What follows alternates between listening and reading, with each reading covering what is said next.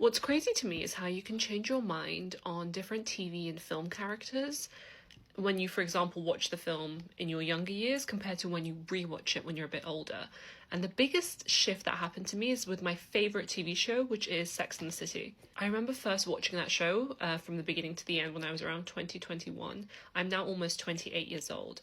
And the way I view things so differently, the way I view Carrie and Mr. Big and their dynamic together, like night and day.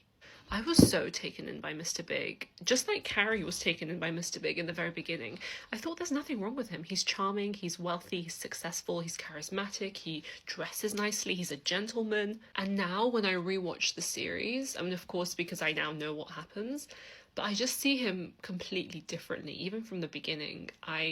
It's just like I see all the red flags, and I think that's because I myself have gone through life experiences and relationships and heartbreak and things like that, and I just see it now, whereas before I was very blind to it, just like Carrie was. And before I had this like affinity towards Carrie because the show is kind of designed that way because they want you to really like the main character, but now I see how imperfect and dysfunctional she is, and Carrie gets a lot of hate, not Sarah Jessica Parker as an actress because I love her and she's great, but Carrie Bradshaw in general just gets a lot of hate for not being a good friend, not being a girl's girl, being so men-centered and man-centered, especially when it comes to Big.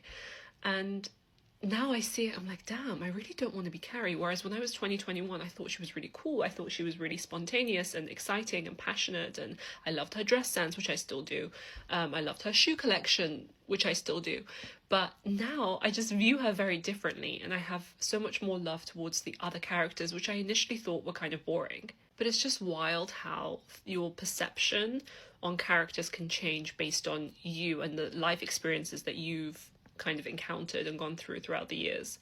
So I urge everyone to rewatch TV shows and films that they once watched as a child, or even read books that you once read when you were different, when you were a different person. Because now I can't really recognize the person I was at 2021. That's such a different person to me and how I think and how I see the world. So yeah, I just think it's really interesting. Try that as like a little experiment for yourself.